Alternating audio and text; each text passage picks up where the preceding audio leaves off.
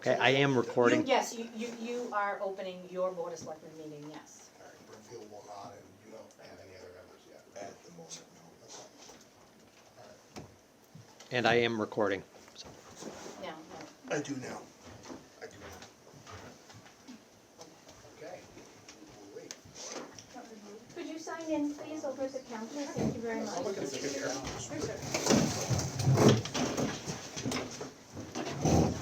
Seats are nice and warm. Thank you, sir. Plenty of room. I appreciate that. Well, it does that for me. Any seat.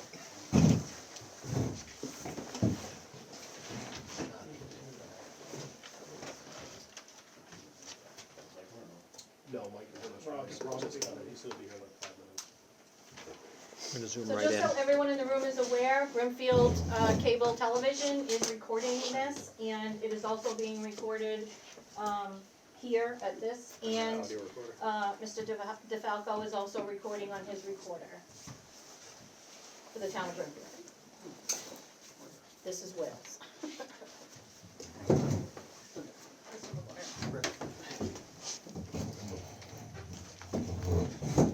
I have a quorum. How you doing? Yep. Yes. All right. Hello, everybody. Good evening. We will call the Tri-Town Board of Selectmen's meeting of Brimfield, Holland, and Wales to order at 6 p.m. I'd invite everyone to stand for the Pledge of Allegiance. I pledge allegiance to the flag of the United States of America and to the republic for which it stands, one nation, under God, indivisible, with liberty and justice for all.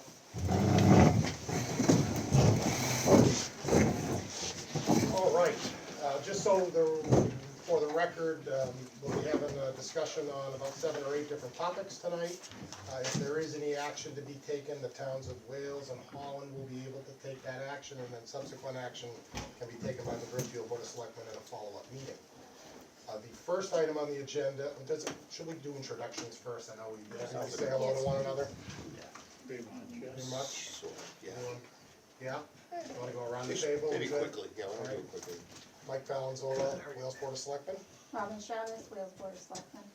Mitch Frazier, Brimfield Board of Selectmen. Kristen McGuire. Rick Lundin, Selectman Holland. James Whalen, Selectman Holland. All right, nice to see you all.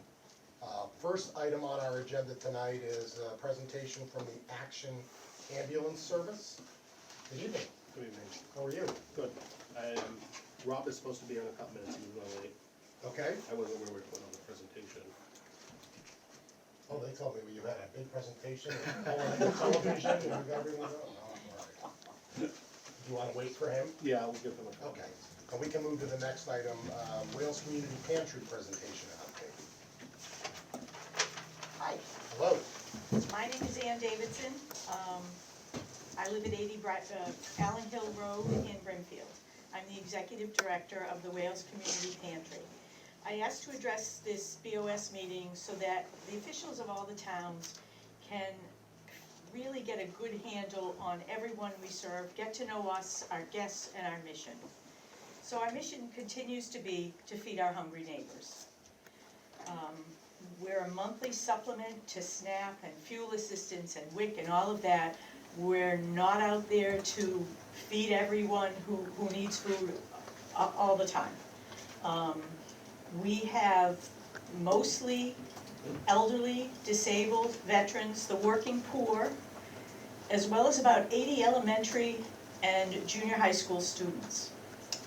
These children receive 2 breakfasts, 2 lunches, fruits, veggies, snacks, and drinks, which are carefully packed in their backpacks on Friday afternoons while they're at lunch by our school nurses, Patrick, Jenna, Rita, and Kelly, so that they have something to eat on the weekend. Some history. The pantry became a 501(c) in 2004. At that point, we had a shelf in the basement of this building. The folks that prepared the lunches were the ones to start all this. They would go to the food bank and pick up food in a little trailer and have to hand pack it on and bring it in. And eventually, obviously, we grew. We now occupy a 3,600 square foot space. We serve 250 families a month from our communities. These families either come to the pantry to shop on Tuesday mornings or Thursday afternoons, or we deliver to them on Wednesdays. In December, when we were only open for 3 weeks, we distributed 15,500 pounds of food.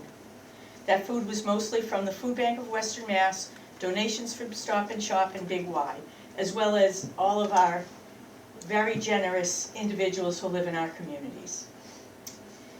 Last month, we received the devastating news that our major source of funding, which was the CDBG grant, had not been selected for funding. That means that after May 31st, we have no government funding at all. We've been working with PVPC, who administer our grant, as well as the Mass State Rep Todd Smoller, Mass State Senator Ryan Fatman, Liz Warren's Regional Director, Mark Antonio Williams, to try to figure out other funding sources that we can tap in the government. Our 2 state senators and our representative told me that as of April, they're gonna work on getting a line item on the state's budget just for pantries, so that we don't have to go through this annual jump through hoops, come up with a budget, wait 9 months to hear you don't get it.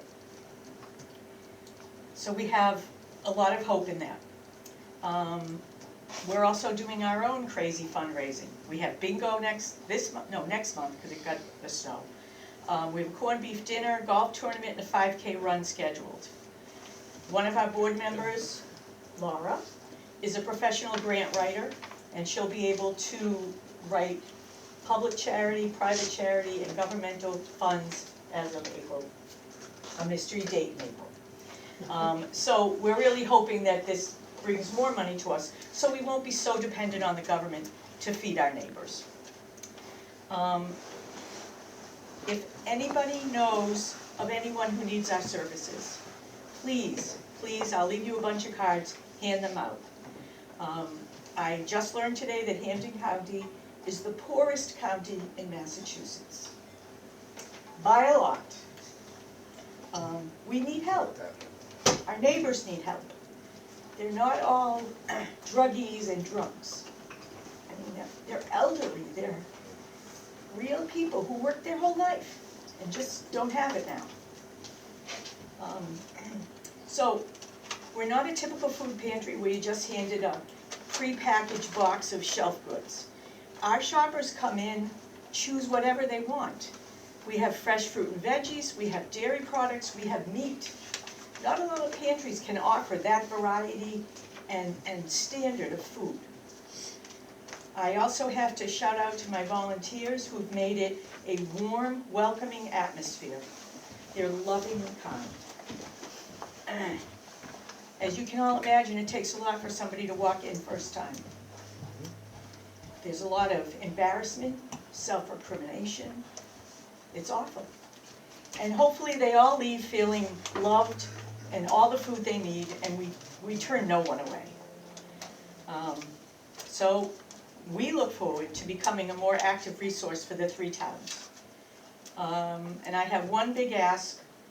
I'm looking for a board member to join us from Holland. Holland is not represented with us.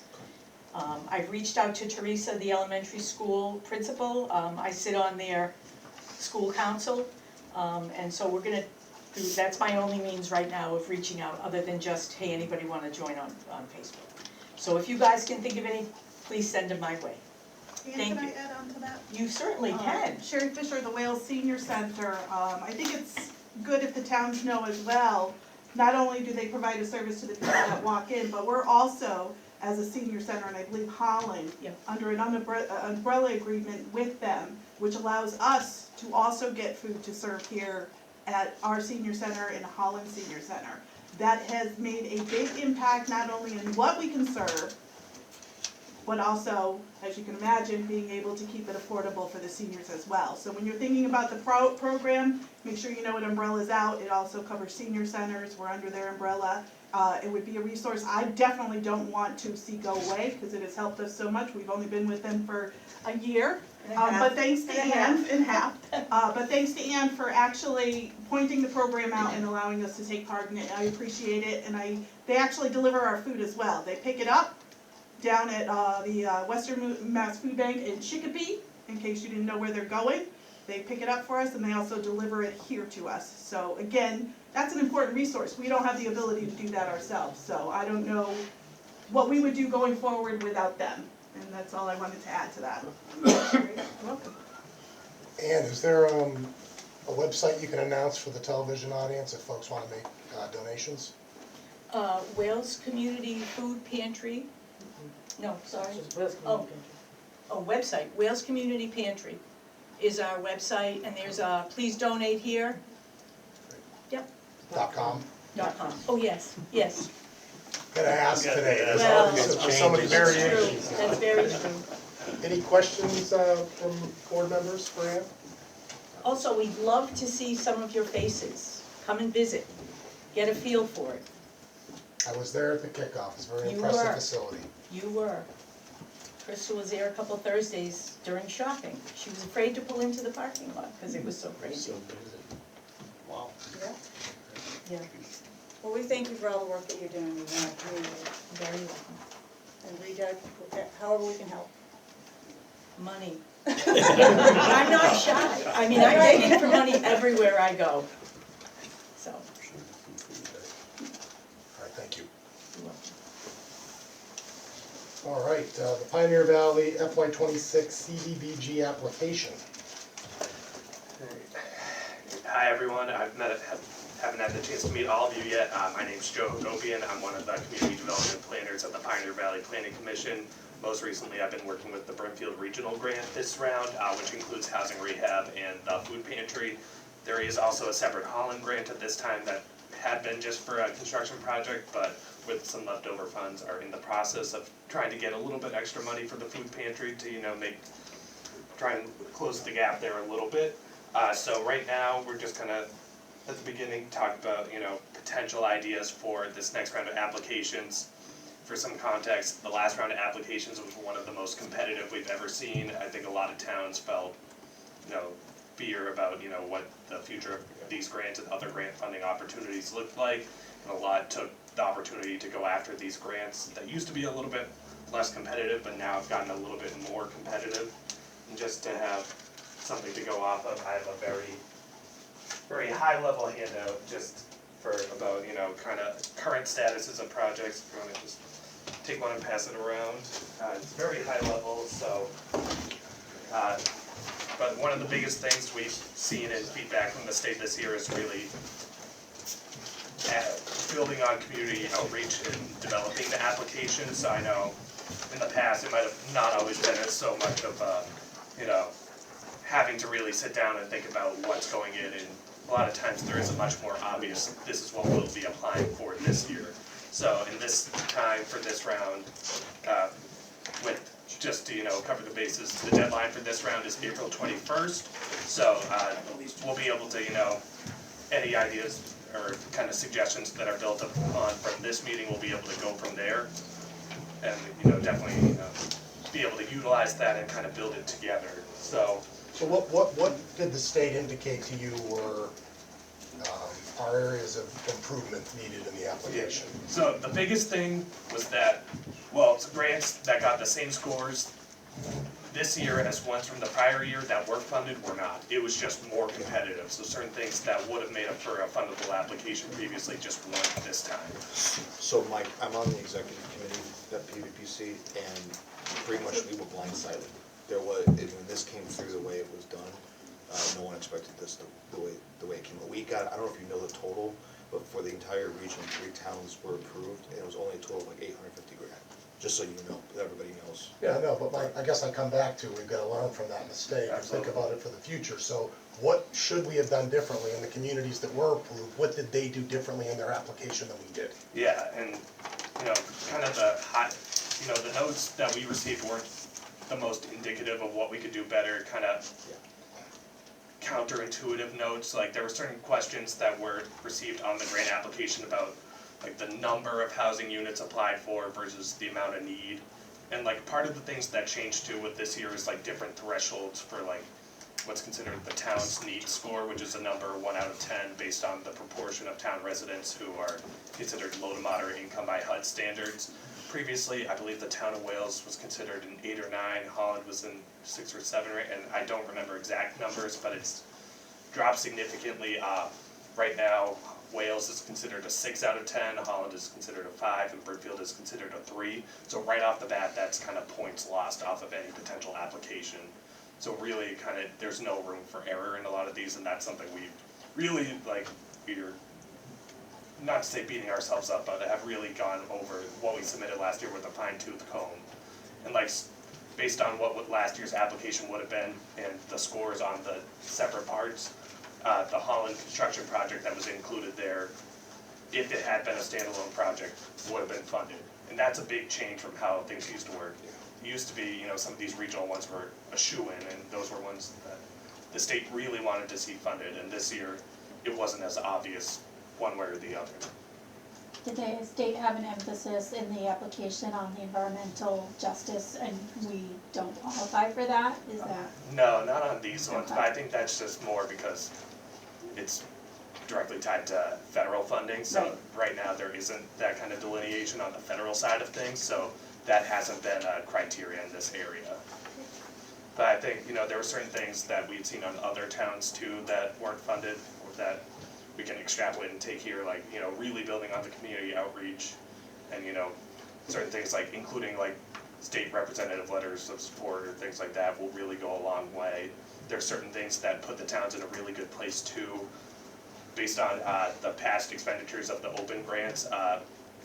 Regardless of who ends up being the lead community for this one bonus point it's considered will be awarded on a maximum score of 70 for the full grant award, but because, you know, prior grants are spent far enough, they'll give a bonus point there. If something in the application is a regional activity, which if applying to all three we're required to do, that gets a bonus point as well too. So there are a lot of areas where we can really build off of that, and we, you know, it's a tough position for everyone to be put in, but it's also a real building opportunity. Can we just double click on the needs-based calculation? Yeah. So is it that the calculation itself changed? Is it that the towns are considered wealthier, or is it that there are more applications that were being compared against, and there were communities that aren't as wealthy as, I guess, Wales is considered to be? Yeah, so kind of two of those. So the biggest areas where we saw a lot of grants come out were in Berkshires and Central Mass. So a lot of towns that had a score of like 9 or so. So that's part of it. And part of it So too. the calculation didn't change, there were newer communities that just Yeah. happened to, based upon the previous calculation, Yeah. have more poverty than the other Yeah, and communities. more so, I think with a lot of people moving into this area, and especially with, which I would have expected to see more in the Berkshires too, but more people moving in here with higher salaries, that really, a few people changed the numbers a lot, and it's, a lot of things just don't really feel reflected in the day-to-day need that you see across the towns. So, That's helpful. yeah. I mean, Go ahead. so this is a little bit of newer information for me, so yeah, if you could elaborate on this a little bit. So it was my understanding that they were actually, we're trending downwards, or we're supposed to be trending downwards in population, but you're saying that there's been people who potentially moved in with higher incomes or other mitigating factors that changed the calculus. So I guess I'm wondering which is it, because the state's telling us one thing, even though we disagree. Yeah. But it seems like what we would like to see happen is, Yeah. which is it?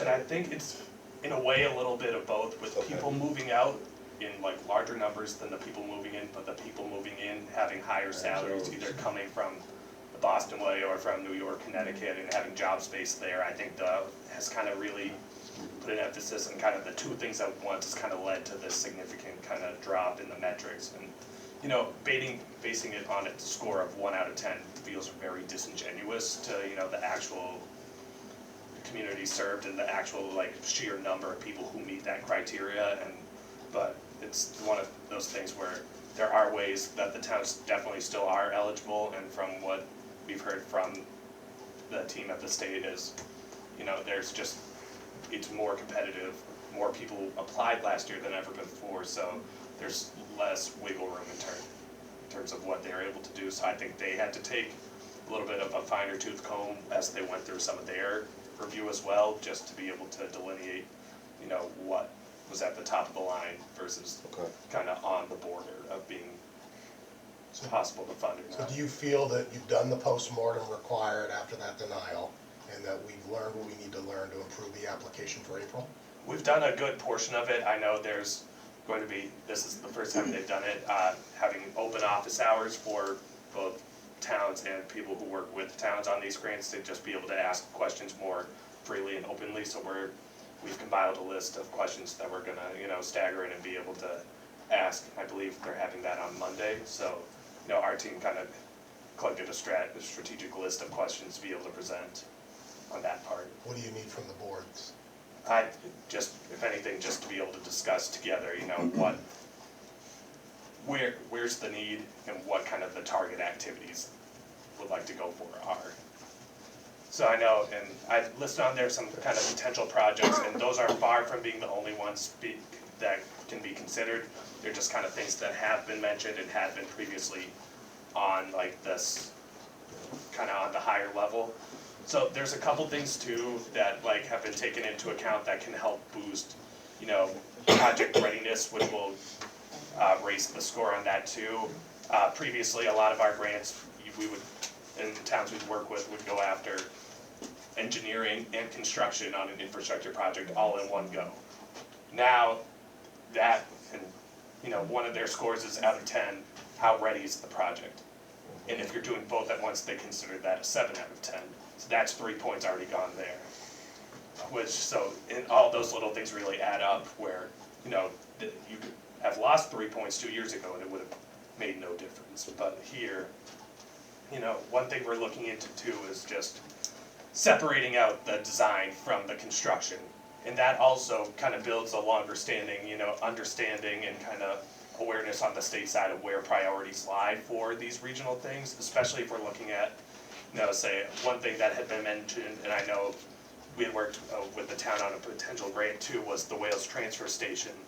And, you know, it's very limited on what municipal property can be funded through these grants, but under the umbrella of ADA improvements, those are very eligible. And, you know, so by putting in for the design for this grant, you know, you're only being rated on the ability to have an architect complete designs in 1 year versus complete designs, bid, and construct all within 1 year.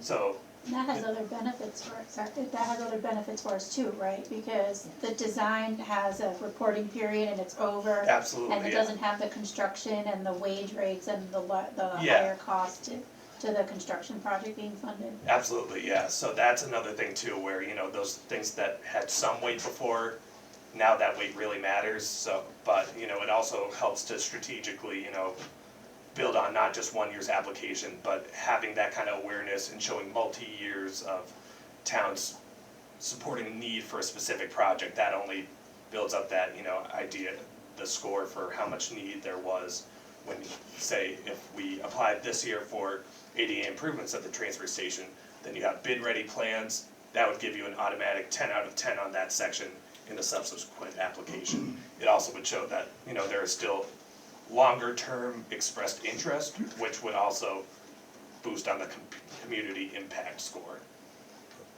And there's also other grants available too for the construction, once we have these shovel-ready plans.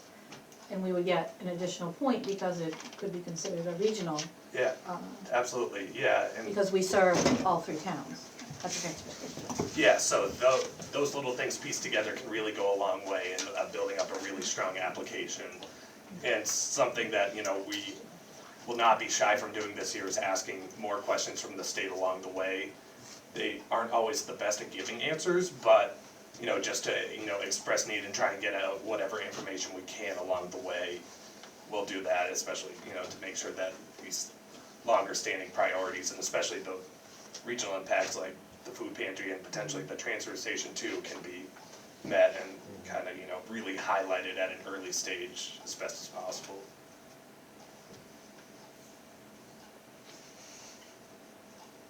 When do you have to lock on the submissions? So the due date is April 21st. There will be required to have another public hearing, I believe. The closest it can be is 2 weeks before then, so tentatively, middle to end of March, we could have set something up for that. It doesn't necessarily have to be a joint select board meeting, but obviously we don't want it to be just one town shouldering all the weight of, the administrative side of things, especially on the application side, so that's something we can coordinate now or later. But that's kind of when there needs to be a formal vote on what activities in the budget included in the grant application. So there's time to still work out the details, there's time to still, kind of mull certain ideas over, but there are also considerations too of, being able to move on certain things, and also just be able to, kind of target very strong options for what's included in a grant this year. What about the in-car radio repeaters for Wales and Holland, since we're not compliant? Pam? We just talked about at the Capitol meeting. Yeah, I don't think, So I don't think I've ever seen, Would these be for police cruisers or? yes, I can ask, so was it in-car repeaters? The Wales and Holland are currently on the, how did you describe it? we're in the low band Low band frequency. frequency, which will eventually not be compliant with state communication requirements. Yeah, I'm not sure if CDBG would cover that, I can always ask, Yeah. because I think it's typically, It's at least a multi-town need, so that's yeah, why I thought it was. absolutely, yeah. And I think that's something that could be explored too, potentially through, either one stop or another set of grants. I know I forget the exact Executive Office of Safety, they have kind of different cycles of grants, they might be the best option. The ops, Yeah, and I can ask too, just in case. I haven't seen many capital improvements like that be able to be funded through this, especially since kind of the biggest line of what is CDBG fundable is if it serves primarily low to moderate income populations. So it is my understanding that one-stops are becoming more popular in terms of how grants are allocated as a block, so just as that's my understanding at least. Okay. I don't know if you can do it regionally, but we could always look into it. Yeah, I've seen allow regional, some don't on the one-stop portal, but yeah, that's kind of a similar thing we've seen, as you mentioned with We've one-stop. applied for one stop multiple times and not been successful. Yeah, We just got We've one. got, yeah, we got Old Town Hall. Right, and And the. we just got another, Who didn't we get, did we apply We for didn't get the twice? transfer That's right, station, yeah. and we didn't Yeah. get the parking lot for but the we senior did, center. we just got the culvert, Hegan Street Right. culvert, Okay, We got guardrails Yeah. along all of our major roads. okay. All right, other questions? For this year's application, is there a maximum? I think last year was 1.2. yeah, this year for 3 towns, I believe they bumped it to 1,350,000. So the towns would be able to either go for all or some portion of that. But then it just kind of staggers out, it's kind of, keep having to go back and forth on the math, because the social service distribution of that maximum can be 20% of the total grant asked, not like the total maximum grant, so. So, do you have a feeling like if we continued with our sort of status quo of housing rehab and pantry and then projects, do you have an idea of if that, does that work going forward based on what you're Yeah, seeing? I and would like, number? I would say it would. Housing rehab is, we got very mixed Mhm. views on the housing rehab applications this year and kind of very unclear guidance. Like the biggest thing we saw was getting point stocked for, not having like, I think it was like 20 people on the waiting list, but only applying for 6 units. Whereas the year before, they said you should only apply for the number of units that can be completed in a year. So when we did what we were told, that was not received as strongly. So it's very hard to, make a true solid opinion. Yeah. So, and, usually, housing rehab is kind of the most obvious one to serve regional populations. And as a caveat, even though social services would serve all the members of all three towns, those don't count as those don't count as the regional application, activity inserted. So I believe the transfer station should count as a regional, so I think that would kind of check the boxes there, because I know there were tentative discussions about, shovel-ready plans in Holland being bid for, or being included for construction. Tentatively, nothing, especially that was something we saw too, is that when things were considered decided by towns without public input, less in the Tri-Towns application and more in other ones, they kind of consider that to be not including public input. But there are ways to, obviously, a lot of times some of the officials in town are the most, contacted about these things, so certain times that's gonna be who's in the know about where people are expressing needs. So there are ways to rectify that too. They've suggested things like on a specific infrastructure project, potentially like resident letters of support or some kind of feedback from residents who would directly benefit from that. So there are ways that, once we have kind of a better idea about potential projects, we'll be able to reach out and kind of build up some really strong supporting documentation on these parts. Yeah. Any questions on the application? I know we've got a recapture conversation too. Any questions on the application? All right, recapture funds? Yeah, so I have, You're here to, you have an audit for us, you're gonna? alright, not a full audit, just kind of a current spreadsheet, kind of based on current balances. So this is as of yesterday, so this is how we have it tentatively divided out by each town. And just to note, the town division is largely based off of which town was considered the lead community at the time of the grant, that a certain person may have paid off their housing rehab loan on. So it shows that division across towns. Interest, since that's kind of accrued for the whole account, is kind of earmarked separately, in that column before the first section under Wales, or excuse me, under Brimfield. But right now, the combined balance is $150,051.01. The balance that's recaptured from Brimfield grants is $82,325.55. Holland is $2,646.55. Wales is $65,078.91. So, and I can give further details as well too, and as follow-up information, but just wanted, for the purpose of this meeting, to give that kind of high level, how our bookkeeping is kept in, and kind of show the kind of most recent repayments into the account. So, Mr. Chairman, could I ask a Yes. question? So Joe, so there's only, revenue posted, there has been only revenue posted for a few years, because the Yeah. last spreadsheet I had was 23, and I think that's the last time that I the believe Tri-Town, so, yeah. Subcommittee met. Yeah, Okay. yeah, I believe, there may have been one, I think there's one line on there where funds were used and immediately repaid just because the state end of fiscal year payout for certain grant payments was taking a really long time, so we made a payment to the food pantry since they had been waiting a couple months already, and the state still hadn't paid out their claim. That has been much less of an issue lately, but that's just, if you see a deduction and immediate deposit after, that's what that is. Yeah.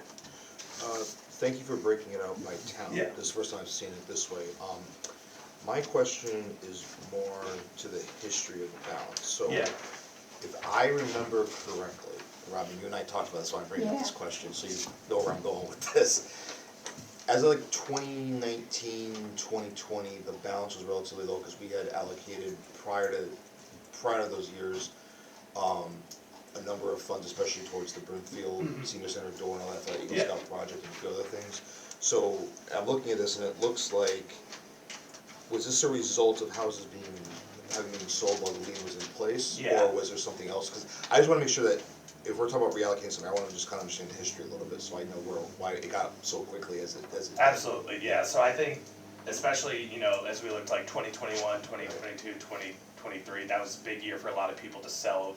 We saw a lot of people sell their homes, so for most of these loans, it's a 15-year period, so if it's sold within that 15-year period, that depreciated percentage of the overall loan will be paid back into this account. So, yeah, there was a good number over the past few years of people who sold their homes and a lot of repayments that were made, so that's why over the past few years, there was a lot of increases and then, not a ton of reductions, but Would it be fair to say it was just people cashing in, or was it out of desperation that they sold their houses, or do you happen to know what that was? mixed bag, and I think there were a lot of, especially, there was some smaller repayments where people who had been in for a good portion of those 15 years, but not quite the whole thing, and a lot of them either passed away or moved into like assisted living or something like that. So especially, there's a lot of, older homeowners who have historically and continue to go through the program, so there won't, a lot of times, as family needs change and, plans change, there's been a lot of times where, we don't always hear the need, because a lot of times it's the attorneys who contact us just to get the sale taken care of. Okay. So I don't always hear, but from what I do hear, I have heard, it's a lot of people who just need to either sell their home just for financial reasons or need to It's one of those situations. sell their homes because they're just not in a position to live. Yeah, it's just like, it's a very, very quick upwards of the balance from not that long ago, so that's what I was wondering. Absolutely. Joe, on the project location column, Yeah, is that the town where, is that the beneficiary community? Or is that the town where the physical money was allocated in terms of expenditure? yeah, so project location is the location of the home, then a couple columns over lead town, that's the one who's considered the lead community and signed off on all the loan paperwork that year. In the FY year in the column before, right? Yeah, so that's Fiscal the year of, 15 wins. So Yeah. how are you coding expenditures that benefit all three towns equally? so that's kind of where there hasn't been a ton of expenditures recently out of The this. pantry's a good example. Yeah, That's so, coded as Wales, but that should be all three towns. No, that's coded as Brimfield. just because it was that one, just because it was in line with the active Brimfield-led Where do you see program. that? I don't see Brimfield anywhere near it. So 1/4/24, where it says check number 1005, the town was Wales, where the pantry is located at that time. 8B just reflects the line item for food pantry, FY 22-23, so the current program and Brimfield. See at the top of Yeah, I'm on a the, different page. yeah, Yeah, this is just on the most recent page that I just handed out. Oh, Yeah, you're on the old Yeah, one. I'm reading this. yeah, no, yeah, Oh, did the new copies not make their way around? they did. Around that, okay. And then I have a non-divided version too that just shows overall cost. It still notes those, but we keep two spreadsheets at once just to make sure, that we acknowledge both where the project happened, just for record keeping, as well as the lead town for who was the town that formally made the loan.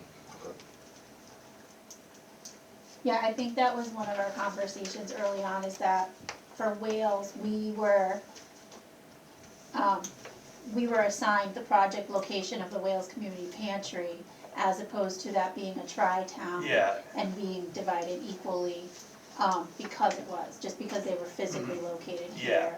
So that is sort of where one of our original questions had come from, is that our funds were being used for the pantry for great reasons, but it wasn't just being divided equally, so when we started doing this kind of accounting across the three towns, it got a little funky. Yeah, and it's a lot of staff members who are no longer with PVPC, and a lot of it happened before my time, but just, being able to get this background, especially from. But who was the lady we met with from PVPC? The director, Kimberly Robinson. Is she still there? She's still there, yeah. Okay. She's the one that committed to correcting it. Yeah. And it's been crickets. Yep, and that was a year ago. So that's unacceptable. Yeah, I was not on. And you were not there a year ago, right? I think you just started. I was working After on some she different, came. I was working on some different projects at that time. Yeah, Well, I mean, if So- the director comes in and makes a promise and doesn't own up to it, I've got a problem with that, and I'm gonna tell you that. Yeah, so, and, we can build these relationships going forward. I don't Well, wanna. respectfully, Yeah, the PVPC in this arrangement exists to represent us, Mhm. not the other way around. yeah, And I'll be honest with you, it doesn't always feel that way. absolutely. You work for the towns of Brimfield, Holland, and Wales. You take direction from these communities, not us taking direction from you. So when your executive director comes into a meeting and offers up commitments and promises that she's going to deliver on, and we don't hear anything, that doesn't really seem like a good partnership. Understand, absolutely, I can, So I hope that message can be redelivered. I will, Thank you absolutely, very that'll much be for brought up tomorrow, yeah, absolutely. I'll make a point too, since I have the committee assignment. Okay, Yeah. anything else on these topics? All right, thank you very much. Yeah, and just, just wanna put that out there too, we have these divided out like there too.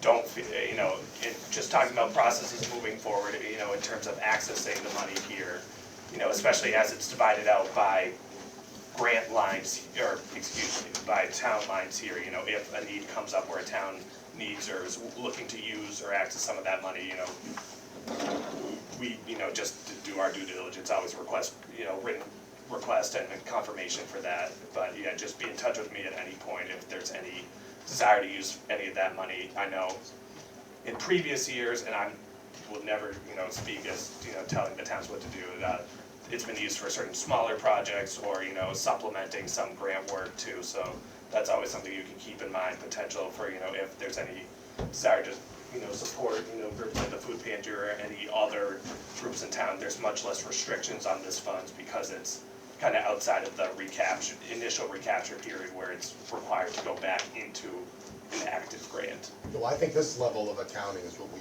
wanted. Okay, It's yeah. much more helpful than what we've been receiving in the past, which was Yeah. nothing. Yeah, So, And just to confirm, we do have a tri-town committee. okay, One member of each board is assigned to that committee, and that committee needs to meet. This was my concern when I first Okay. started in Wales in 2019. The first time I saw this spreadsheet, there were expenditures out of here that had never been approved by the towns. yeah, So a meeting has to be called okay, yeah, absolutely. and discussed and approved by that recapture committee. Yeah, and I would think that committee should be setting the date and time for the public hearing. Mhm. That committee should take a final vote on the application. And, those are things that Absolutely. in the past haven't always happened with regularity. absolutely. Which, creates a communication gap that then brings forward questions related to transparency that I don't think any of us want. Absolutely, yeah, I couldn't agree more, yeah, so, Just as, because I want to understand something, so I'm gonna go back to when I was on the recapture committee originally.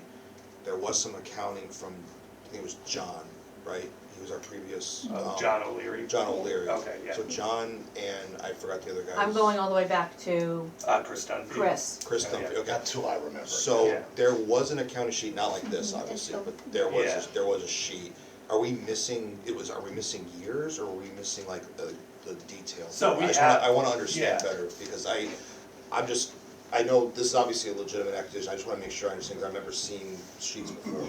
Yeah, absolutely, and this is just the most recent section of the updated financial sheets, just for the sake of. Okay. Just for the sake of a visual, I didn't wanna, bombard you with a 20-page spreadsheet, Understood, but if we can build some, if you want new expectations going forward, like, if we want, Yeah. if we have if there are going to be standing tri-town committee meetings, I would attend everyone as you had held them, just to, keep that in mind.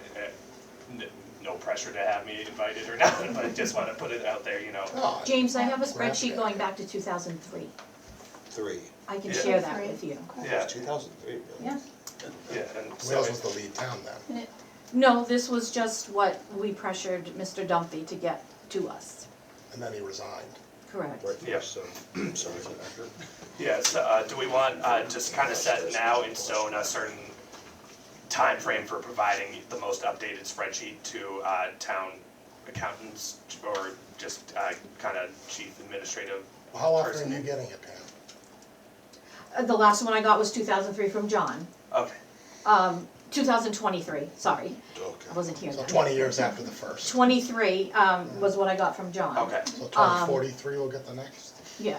we'll get it tomorrow. Yeah, it looks like we had a gap from January of 23 to. 22 the to start of 24. Yeah. But when you meet as our Right. liaison, are you reviewing that? Well, we haven't met yet.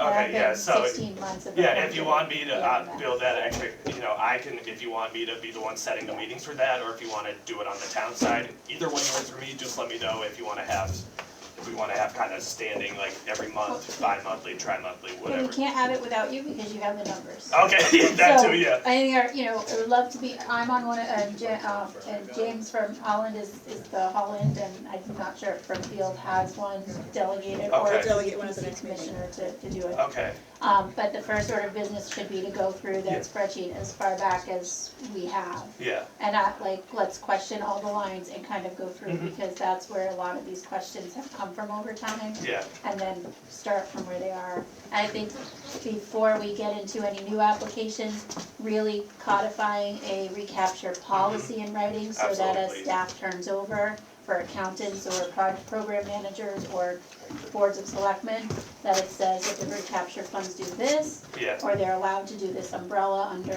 whatever. This is the procedure that both PVPC follows and each town. absolutely, yeah, So absolutely. those are things that you can work on Yeah. before we. Absolutely, yeah, so if you want me to work on setting a date, or the towns wanna take care of setting a date, either way works for me, just let me know.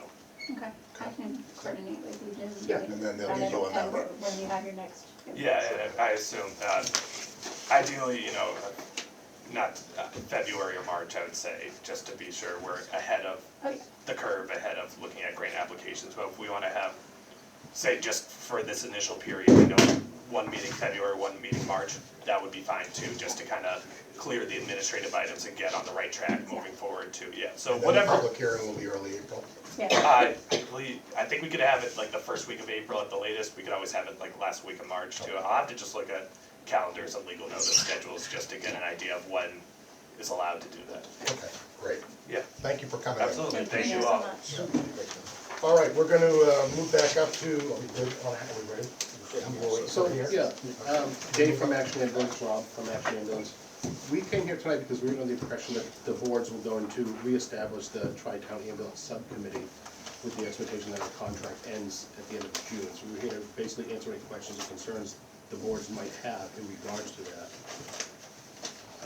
We did not have a presentation, so there's misunderstanding somewhere. Yeah, I only know that that timeline's coming up, so that's something we should discuss if we're getting We any. were told. Well, I mean, yeah, we can certainly establish the subcommittee that will negotiate the contract. I guess while we have all of our public safety representatives here, is there any feedback on the current operating model and the relationship? So, contract number 2, I think we've continued to build our relationship with Action Ambulance from an operational standpoint. They've exceeded in many areas our expectations of what we have in the contract. I don't have any personal complaints on the operational aspect of Action Ambulance. I mean, I think we all probably have some questions about the financial stuff, and it's been a few years since we've gotten an actual explanation of the financials. So I think that's kind of something that we probably want to see in the very near future, in order for us to kind of see revenue-wise what the tri-town areas are doing and the benchmarks where we're hitting them. So, just to address that, I know this year, when the checks went out in November or December, the town did, all 3 towns, they hit the rebate threshold, and I know I shared some information at that point. The 12-month period ended June 30th of 2025, which showed total revenue, total cash in the system, that ended up in the resulting a rebate to the towns. If there's more information that you'd like, we can break that down further. You aware of that, Jim? Yes, what are your expectations for results of this fiscal year? So I did do a quick update, and obviously we're only, from a cash collection perspective, we're only 6 months into the year, assuming that transports in July don't start getting paid until the end of August. As of today, the town is trending to be about $30,000 light of the rebate, but most of these transports are still, I'll call them immature, where they've only just been billed out within the last few weeks, so cash has not come in on those yet. And that's why we give the 3-month look back, so a 15-month window for the 12-month of transport activity, to allow for cash to come in as long as possible. Okay. There's one from Hall. Yeah, I have a question. I don't know if it's rumor or if it's true, but I've heard that if your insurance company does not have a contract with Action, then you could get a bill of $7,000 or $8,000. So I don't know about specific dollar amounts. Well, I don't know about the $7,000 or $8,000 specific- bill is a large bill. To me, that would have been someone being transported all the way to Boston. But bills do go out with the intent of getting, so we are not contracted with the insurance companies. What we need to be able to do is get the patients to contact their insurance companies and request reprocessing. Because the patient owns the relationship with the insurer, we don't. If we reach out to the insurance companies, they're gonna just tell us to go pound sand, because they're not gonna, they have no relationship with us, other than ultimately we'd like them to send us a check. Okay, so it's up to the individuals to contact their insurance. Correct. And we work with patients on a daily basis. Sometimes the patient wants us on the phone with them to make that phone call, and we're happy to do that. Sometimes the patient just calls in and lets us know that, yes, I've contacted my insurance and they are in the process of reprocessing my bill. And then we work with the patients from that point on. So if an individual contacts their own insurance company, they can say if they would cover any transportation they needed through you? I'll say holistically, yes. The insurance companies often reprice the bills down to what they think is a valid number. And that repricing is often is usually lower than what even a Medicaid rate would be. That's where we request the patients to work with us to get that repriced. Insurance companies often don't upfront, they're not gonna say, hey, this is what we're gonna cover for a dollar amount on a ambulance transport. A lot of times they figure that out, I'll say after the fact. Unfortunately, it's more of an after the fact number that they put out there.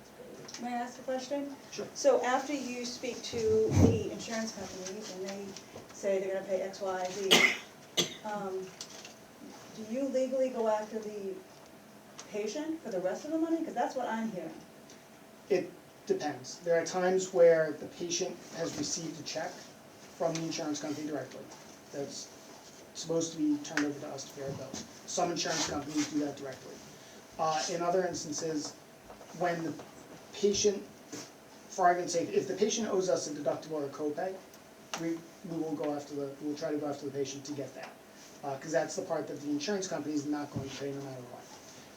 If the insurance company has said, say you get a $5,000 bill and the insurance company says we're paying $250, for us to go after the patient, it's oftentimes to get, a lot of times, if we just send out a bill, more often than not, unfortunately, we find, and not just the Tri-Town area, but system-wide, across Mass and New Hampshire, we find that patients will just take the bill and throw it out. Well, my insurance company said I don't owe it. Well, your insurance company didn't cover their fiduciary responsibility to you, the patient. So we'll send that bill to try to get the patient to respond.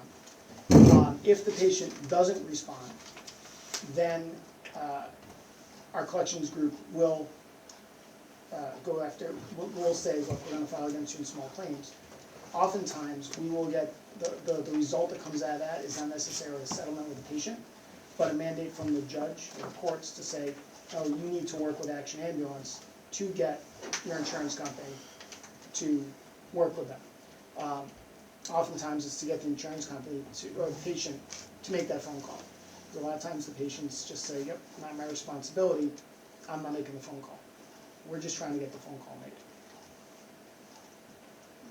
I think your question was, if the bill's $7,000, the insurance company pays $5,000, $2,000 is left, they attempt to get the insurance company to cover the difference, and they say, no, you are responsible for the difference. If it's the deductible, copay, definitely responsible. Otherwise, if the insurance company is just saying, this is what your bill should have been, we're trying to get, I know I'm being a broken record, but we're trying to get the patient involved to contact the insurance company, with or without us, to say, look, we need you to reprocess this. Sometimes the insurance company won't. Have the patient satisfy their deductible and copay. That's It's an insurance company, right? But yet residents are being caught up in the legality. Unfortunately. How is that information translated to the patient or the, say, resident? So if a patient or the resident has contacted us, there could be a couple different things. They may have received an explanation of benefits from the insurance company saying, you have no responsibility, and the patient just says, great, I don't need to do anything. When we go to clean up our billing and see who has not paid, what accounts are still open, we'll reach out usually by a bill and phone calls and text messages. And that should hopefully generates conversation with the resident. But I guess if a resident is just getting a bill, where do they become aware that their function is to ask their insurance company to reprocess it and not just believe that they're being balance billed?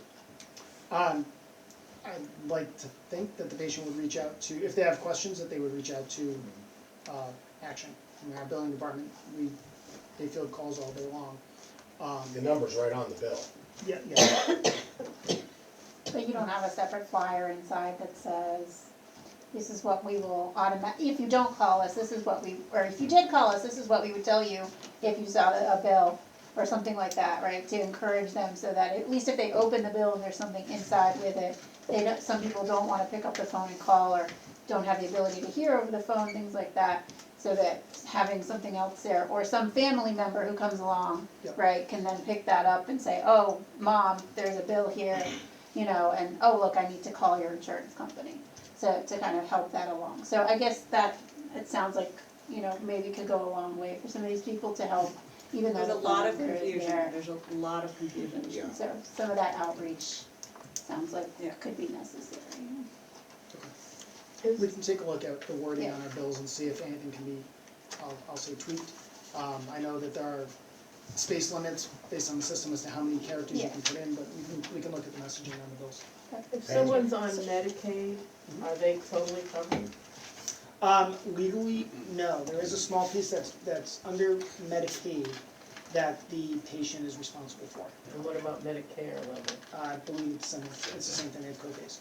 I believe to participate in Medicaid, for us and the patient to participate in Medicaid, I think it's like a $20 copay, it's a small amount, but that's the patient that we legally need to bill the patient for in order to participate in the Medicaid program. This actually came up in a conversation, so Mike Waronk, our CEO, who unfortunately, he's traveling, he's not able to be here, that actually came up in a subcommittee meeting that he had on Capitol Hill, where a senator said, why am I getting this, or why did my mother get this bill? And Mike's response was, well, legally, I had to send her that bill for $20. Otherwise, we can't be a Medicaid provider. So, Mr. Chairman, although these are very important and legitimate questions, I think for the purposes of this meeting today, Action is interested in continuing their relationship with the Tri-Town, correct? Okay, so their contract expires June 30th. So the Tri-Town Subcommittee needs to reform. You've appointed Mr. Semino for us, and of course the three chiefs also sit on that committee with one member from each town. So they should probably get together. Ambulance services. Mr. Frazier. Okay. We have not decided that. We wanted to come here tonight to see first what we're gonna be looking at. So we'll need a Holland rep, and then we'll have the full Tri-Town committee with the chiefs to begin the contract negotiations, okay? Ambulance services are exempt from 30B, however, that doesn't prohibit us from going out to bid and seeing what's out there. We've already extended this contract once, which was language in the original contract to allow us, so we've been with Action now for 6 years. So I would prepare Action to have conversations with the Tri-Town Subcommittee moving forward. And the Tri-Town Subcommittee will then report to the boards and recommend whether we go out to bid or look to extend or draft a new contract. May I ask when the last time the subcommittee actually met? The last contract. That's been 6 years ago, the first contract. Oh, no. No, they met 3 years ago. They met 3 years ago to extend Yeah. the contract.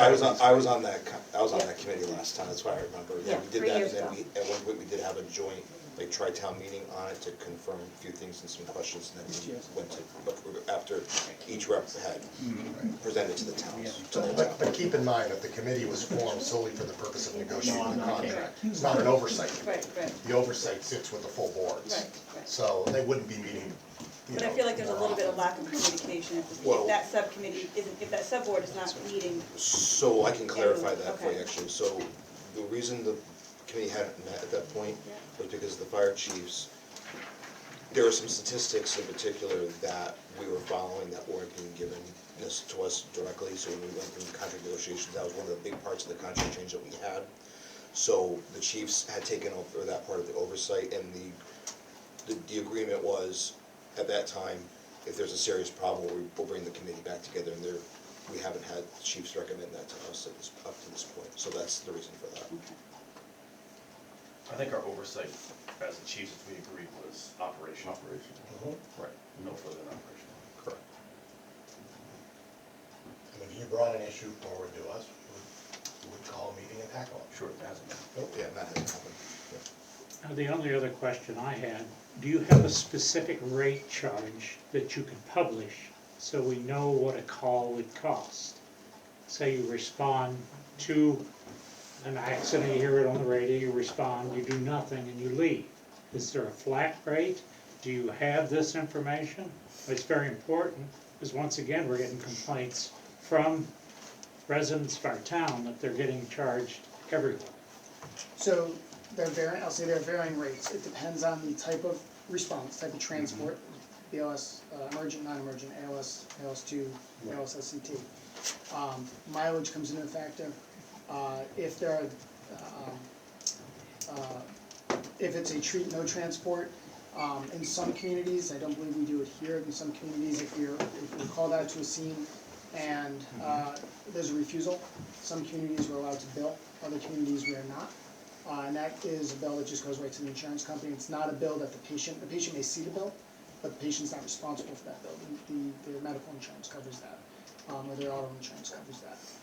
So every situation is a little different. Mileage is, is it a 2-mile transport, is it a 50-mile transport? There's, Yeah, but you could create a rate, and you could give us a chart with charges, so that could be entered into our contract, and we know exactly what they're gonna be charged. Because we have people coming to our meeting and complaining. I believe you were there at one meeting we had. Let's put So that to it's the just, subcommittee. you need more clarity. That's what we're looking for. Okay, and we did request a full financial statement, but we have not received that. How long ago was that? 2 months? So, and by contract, you're supposed, whenever we request, it has to be presented within 30 days.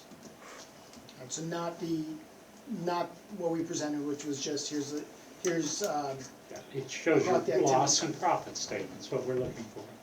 so now, is it a formal P&L? Yes. Okay. All right, we'll have to prepare something specific to the towns. That would be good. Thank you. Other questions for action? All right, so once we have a representative from Holland, we'll ensure that the negotiation. We'll have it on our next Who will meeting. initiate that? I mean, who's gonna initiate the subcommittee meeting? Once we appoint somebody, I'll have Stacy get in touch with town administrators Perfect. collectively, and we'll get that going. Okay, thank you. Animal control services and facility. Emily, who is the animal control officer for Holland and Wales, is not here. She was going to come, but I guess something must have come up. Okay. And I guess the only topic from our end on this was we had the facility behind the Wales Fire Department that's been effectively not used in over a decade, and we're planning to repurpose that. That shouldn't, impact operations, because that's also at our shared animal control officer's recommendation. So, I'm glad we're bringing this up, because I wanna talk a little bit more about this. So, unfortunately, Mr. Wilson passed away, right, and he was an advocate for this, to have, either something regionally or have that facility, put up. I requested to have this added to the agenda a little broader scope under regionalization efforts. Is that separate on that agenda? It is. Okay, so I'll get to that in a second, but as far as the animal control part goes, are you guys still sitting on that trust fund account for refurbishment, or? There's no money left in it. What's left in it? Couple hundred, I think bucks. you. So it's been spent, okay, it's been spent. It was spent on the work that was done to create that tri-town facility however many years ago that Okay. really kind of fell through. I mean, Brimfield started to use it and they didn't want to go there, and So I guess I'll say It's whatever, inactive. I'll say whatever else I wanted for the next regionalization topic. Okay. And this facility, the board did vote to abandon it, and with the agreement of Emily and So it's the chief's repurposing it. Yeah, we It's took been that over. abandoned, we just Right. formalized it. Yeah, Formalized it, yeah, right. it's been used as storage, so we were gonna clean it out and.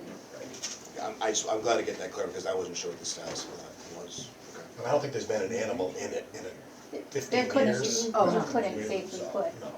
It doesn't meet the requirements that the state has for animal control facilities. Right. Right, okay. Okay, so we can just, broader scope talk Okay. right now, yeah. America's 250th celebration. So this is on here, Holland and Brimfield, Wales is in a bit of a predicament. If Wales and Holland would share what their plans are for the 250th. Brimfield and Holland, you mean? Brimfield and Holland, yes. Okay. Our Old Home Day Committee here in Wales has very recently disbanded itself. So we're at a loss at this point.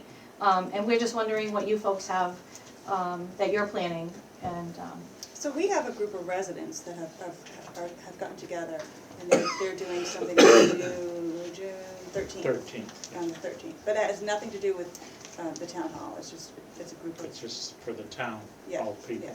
yes, okay. And they're bringing in. So we got that email from Yes. Tom Stewart. Yeah. Yes, Okay. Tom's having the thing. And I think he invited all the towns to participate. He did, so he did. did. So for us, we do have, we have a committee, but it's not like a 250th committee. We were asked recently about the historical commission plus 250th reasons. So there's been conversation about setting this up, but we haven't made any action on it yet.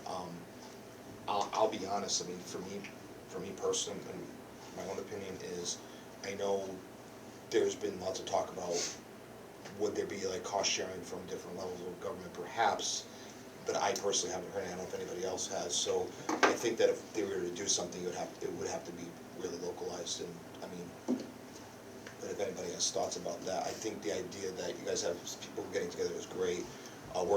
We're being asked right now to consider a formal committee around that, so I don't know what the plan is. A town committee, Yes, like Okay. a select No. board appointed committee. right, where in Brimfield, it's residents, It's not- right. like our Old Home Day Yours is- Committee yours is was. organic. Yeah. Which is how Old Homes Day was. I mean, Correct. Effectively, it wasn't an extension of the town. Correct. Although they would come to us for formal votes to, codify the date and to permit usage of town property, et cetera. They planned all the operations. I think unfortunately, it's not an isolated situation. We struggle to find a lot of interested people that want to step forward, and we're all volunteers too. So, unless you're making the big, Brimfield, you got a lot of money. no.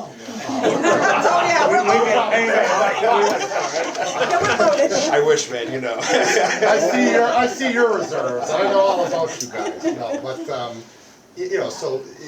we continue to push these vacancies. We have vacancies on our finance committee and other Us too. bylaw-related committees, right? It's difficult, right? I think folks are busy. People want to get involved. Yeah, and it's extra work, and it's hard to recruit folks to step up. Well, I would say this, that if, you know, if the towns do find volunteers, that to reach out to Tom Stewart, who is on our board, but has nothing to do, again, it's all organic, to reach out to him directly, and, I mean, we could take volunteers, and we'll, you know, you guys wanna do a float, or volunteers, families wanna do floats or whatever. They want Yeah. all the towns to be That's what his involved. They're ask trying to is. bring everybody in. That's great. Maybe just Sounds like an option. just a thought perhaps, because we've had people approach us in our town just kind of necessarily. If it's really just a handful of people and we're not really finding much else in there, I mean, perhaps we can make it like, we can put those people in touch with. who you Absolutely, have and absolutely, I something. think Tom would be more than happy. Okay, Yeah. maybe we could do that. That's great. Yeah. I mean, why don't we put that on the website? What I'll do is I can reach out to Tom and have him like Yeah. send you something over, like a little blurb, and then maybe you guys would share that. Well, and he did, and the board of selectmen was told by, the chairman of our former Old Home Day Committee that, that person was going to reach out and attend the meetings, that didn't happen. Right. So- Well, and then we can get Jason involved to make sure Yeah. we've got veteran representation, and we'll Yeah. share a veterans agent. Yeah.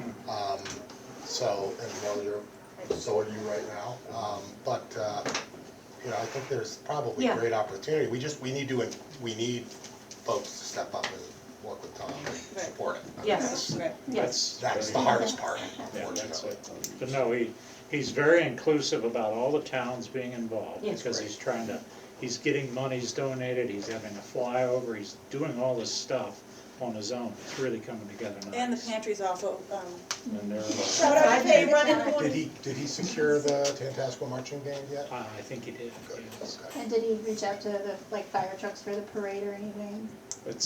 I don't know. I think that's coming. That's coming. That's coming. They put a whole committee together in a Yeah. group, and any of the towns should be involved. They should definitely get into that. Does that work, Pam? Is that what you wanted to hear? Yeah, I wanna resurrect the Old Town Hall float, that's my. Yeah. Oh, that's a We have beauty. lots- That is a beauty. my- I agree with that. Yeah.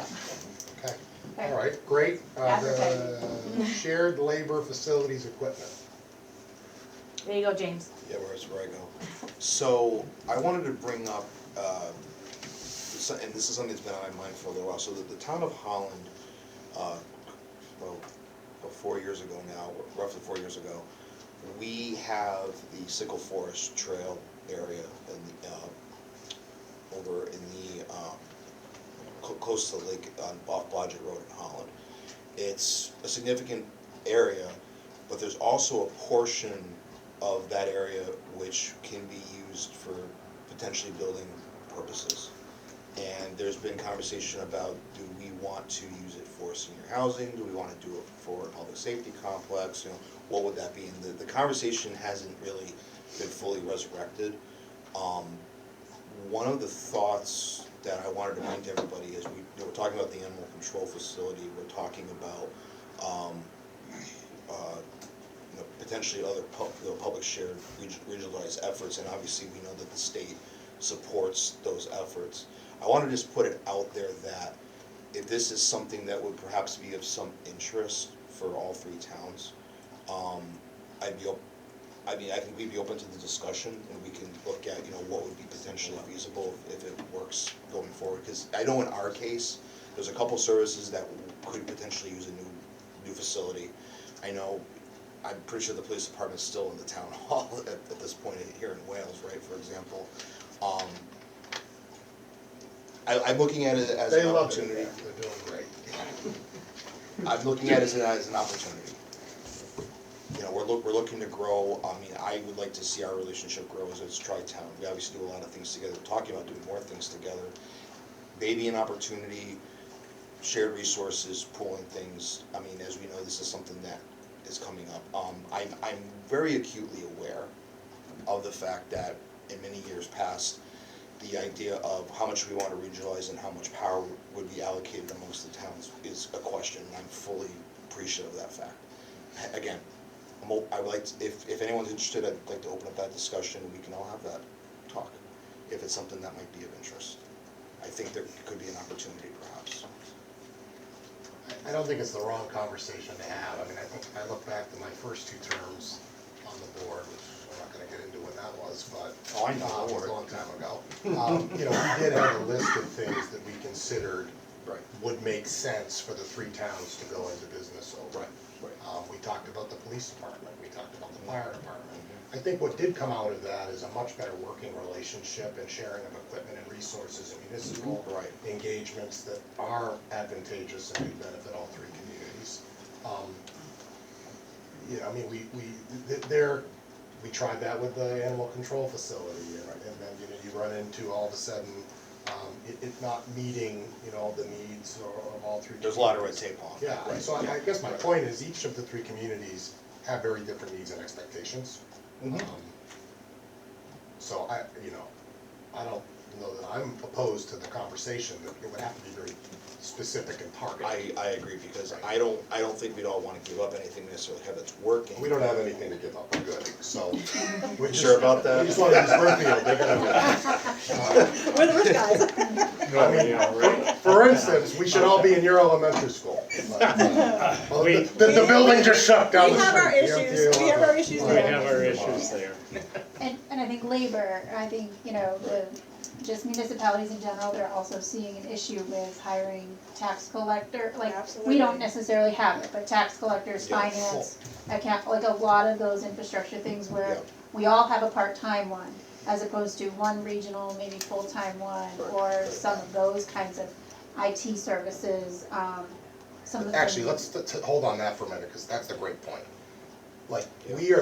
we are lucky to have had some people in our financial positions for a very long time. They're going to retire soon.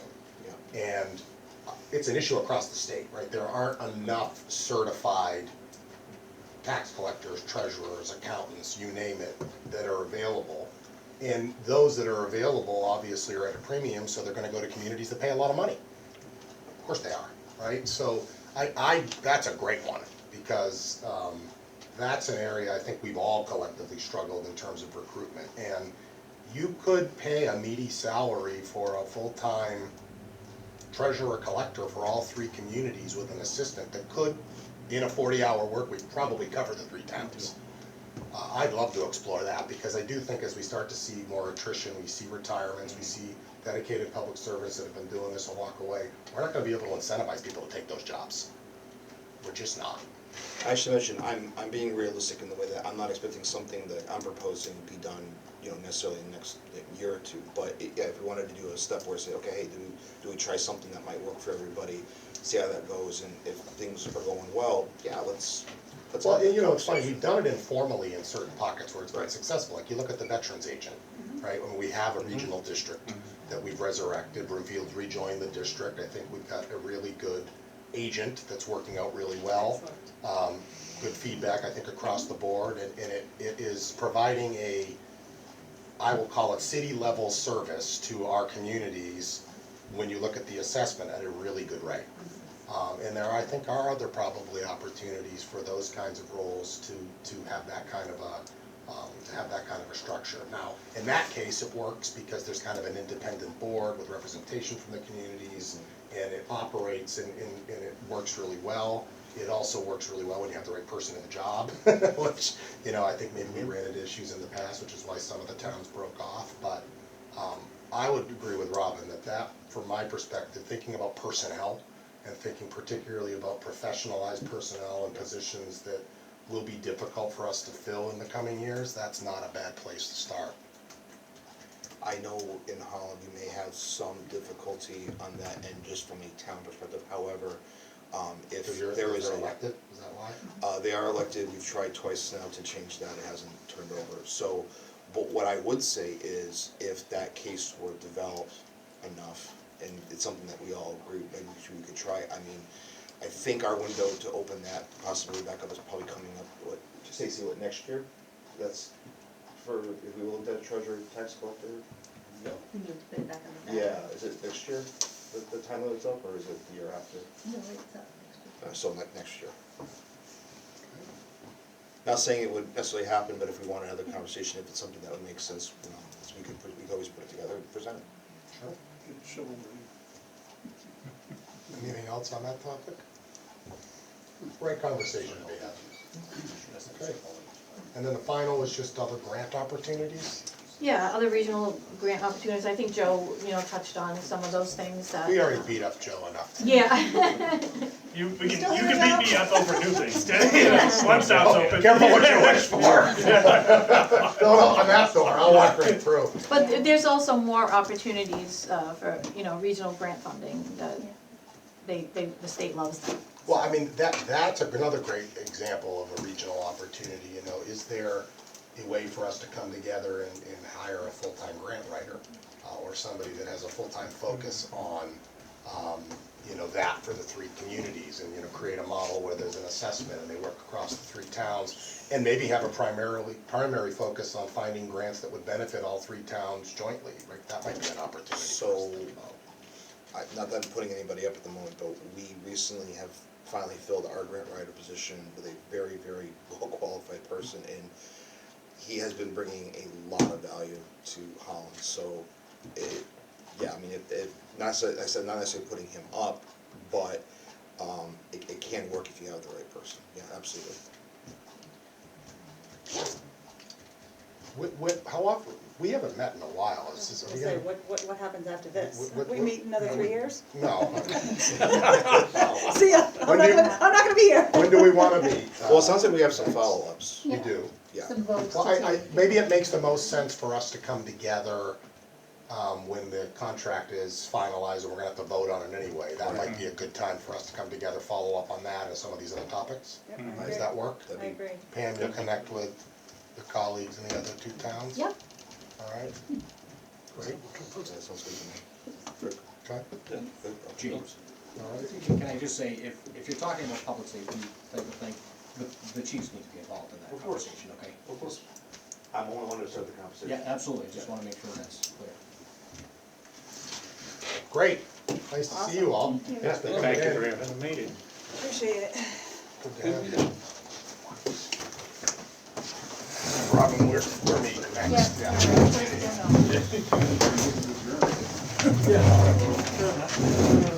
Yeah.